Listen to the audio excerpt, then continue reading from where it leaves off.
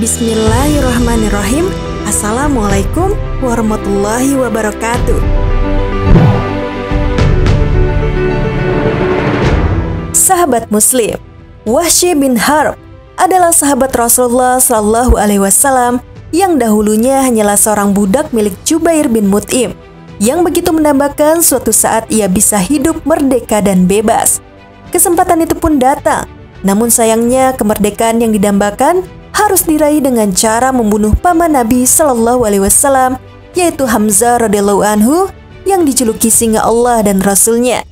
Peristiwa itu merupakan noda hitam dalam sejarah hidup sahabat ini hingga berbekas setelah ia menjadi Muslim. Lalu bagaimanakah kisah Wahsy bin Harb, orang yang membunuh paman Nabi Shallallahu Alaihi Wasallam, yaitu Hamzah radhiyallahu anhu, dan sekaligus ia berhasil membunuh sang nabi palsu yang hidup pada saat Abu Bakar menjadi khalifah. Berikut adalah kisahnya yang sudah kami rangkum untuk kalian semua.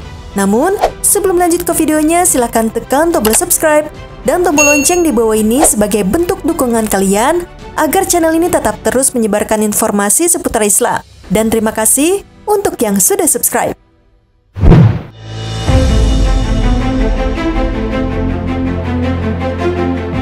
Dari Ja'far bin Umar bin Umayyah ad-Damri, dia menuturkan, "Aku keluar bersama dengan Ubaidillah bin Adi Hiyar, saudara Bani Naufal bin Abdi Manaf, menuju Syam pada masa pemerintahan Muawiyah bin Abu Sufyan, hingga kami melewati perbatasan antara wilayah Arab dan non-Arab.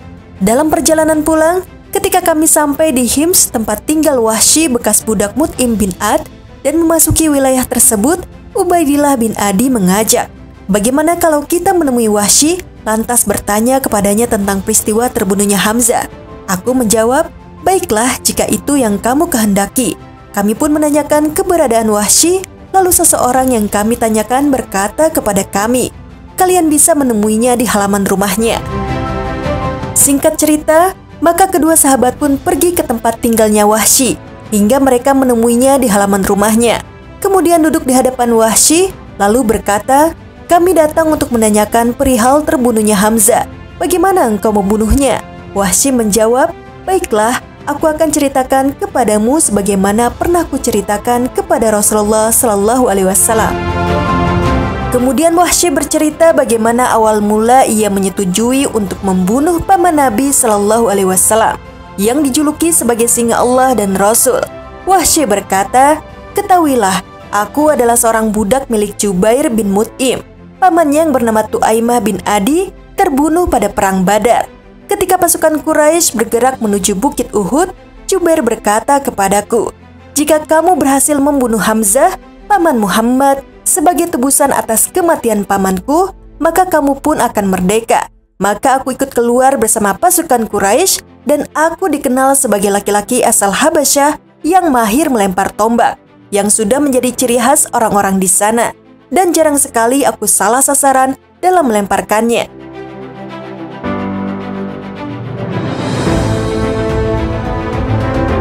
Saat dua pasukan bertemu, aku lalu keluar dari barisan guna mengintai Hamzah dengan saksama, hingga aku melihatnya berada di tengah manusia seperti seekor unta yang berwarna keabu-abuan. Dia mampu merobohkan beberapa prajurit Quraisy dengan pedangnya. Tidak ada yang menjaganya saat itu. Dan demi Allah, aku sudah siap menyerangnya. Aku telah mengincarnya serta bersembunyi darinya di balik sebatang pohon atau batu sampai dia mendekat ke arahku tanpa sadar akan keberadaanku. Tetapi tiba-tiba, Sibah bin Abdil Uzzah mendahuluiku menghampirinya. Saat melihatnya, Hamzah berseru, 'Kemarilah, hai anak orang yang kemaluannya terputus.' Dengan cepat Hamzah memukulnya dengan sekali pukulan yang tidak luput mengenai kepalanya.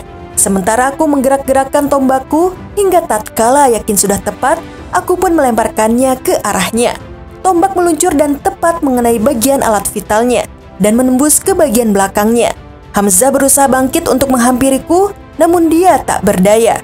Lalu aku meninggalkannya bersama tombak tersebut sampai akhirnya dia wafat. Sesudah yakin bahwa dia sudah wafat, aku mendatanginya lagi untuk mengambil tombakku. Kemudian aku kembali ke pasukan dan duduk di tengah-tengahnya. Aku tidak punya kepentingan lain selain membunuh Hamzah, dan aku membunuhnya semata-mata agar bisa bebas dari perbudakan.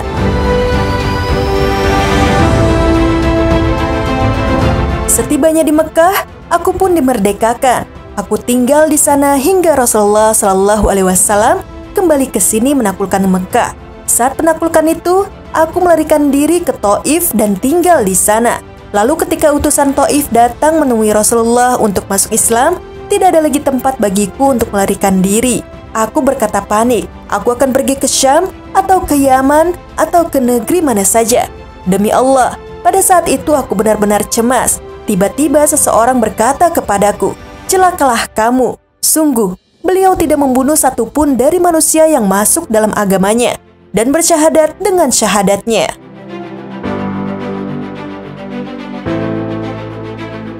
Setelah laki-laki itu memberitahukan hal tersebut, aku pun keluar menemui Rasulullah Shallallahu Alaihi Wasallam di Madinah. Tidak ada yang mengejutkan aku, melainkan tiba-tiba aku sudah berdiri di hadapan beliau dan aku bersyahadat dengan sebenar-benarnya. Lalu Rasulullah Shallallahu Alaihi Wasallam melihatku, lantas bertanya, "Apakah kamu Wahsy?" "Benar wahai Rasulullah," jawabku lirih. Beliau pun bersabda, "Duduklah dan ceritakanlah kepadaku bagaimana kamu bisa membunuh Hamzah." Aku pun menceritakan kejadian tersebut kepada beliau, dan sesudah selesai menceritakannya, beliau bersabda, "Celakalah kamu, pergilah jauh-jauh dariku, aku tidak ingin melihatmu." Maka karena itulah, aku selalu menjauh dari tempat Rasulullah berada, agar beliau tidak bisa melihatku hingga Allah mencabut nyawa beliau.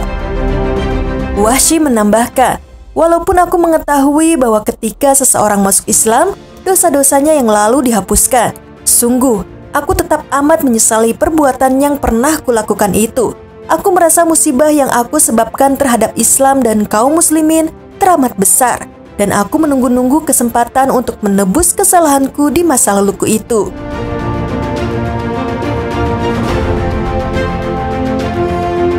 Pada waktu Rasulullah Shallallahu Alaihi Wasallam wafat dan Abu Bakar menjadi khalifah, Bani Hanifah yang merupakan pengikut Musailamah menjadi murtad serta bergabung dengan kaum murtad lainnya. Khalifah Rasulullah segera menyiapkan pasukannya untuk memerangi Musailamah serta mengembalikan Bani Hanifah kepada agama Allah. Dalam hati aku berkata, "Demi Allah, ini adalah kesempatanmu hai Wahsy, maka manfaatkanlah dan jangan biarkan ia berlalu begitu saja."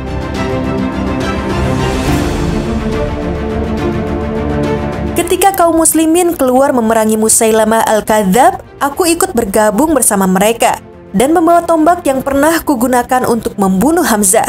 Saat dua pasukan bertempur, aku melihat Musailamah berdiri sambil menggenggam pedang. Dia tidak mengetahui keberadaanku. Lalu aku mempersiapkan diri untuk menombaknya. Seorang laki-laki dari Ansor juga terlihat bersiap menyerangnya dari arah yang lain. Memang, kami berdua sama-sama mengincarnya. Aku pun mengayun-ayunkan atau membidikkan tombakku ke arah sang nabi palsu ini. Hingga tatkala yakin sudah tepat, segera kulemparkan tombakku ke arahnya dan mengenainya. Orang Ansor itu juga menyerangnya dan menebaskan pedang kepadanya.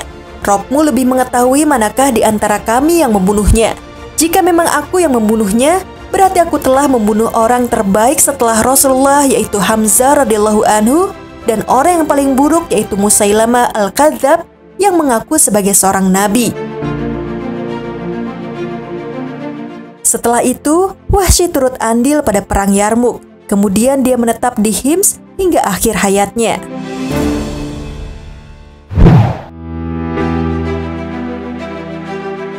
Sahabat Muslim, hikmah dari kisah ini adalah begitulah seharusnya yang dilakukan seorang Muslim. Hendaknya kita berusaha untuk mengejar ketertinggalan dan mengiringi perbuatan buruk dengan kebaikan sebagaimana yang dinyatakan dalam firman Allah Subhanahu wa taala dalam Quran surah Hud ayat 114. Dan laksanakanlah sholat pada kedua ujung siang dan pada bagian permulaan malam. Perbuatan-perbuatan baik itu menghapus kesalahan-kesalahan. Itulah peringatan bagi orang-orang yang selalu mengingat Allah. Quran surat Hud ayat 114. Demikianlah kisah Wahsy bin Harb, sahabat yang telah membunuh orang yang sangat dicintai oleh Rasulullah Sallallahu Alaihi Wasallam, yaitu Hamzah radhiyallahu anhu, yang tidak lain adalah paman dari Rasulullah Sallallahu Alaihi Wasallam dan sekaligus orang yang telah membunuh sang nabi palsu pada zaman Khalifah Abu Bakar, yaitu Musailamah al-Kadzab.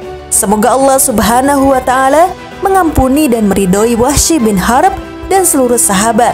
Amin ya rabbal alamin. Sekian video kali ini. Wassalamualaikum warahmatullahi wabarakatuh.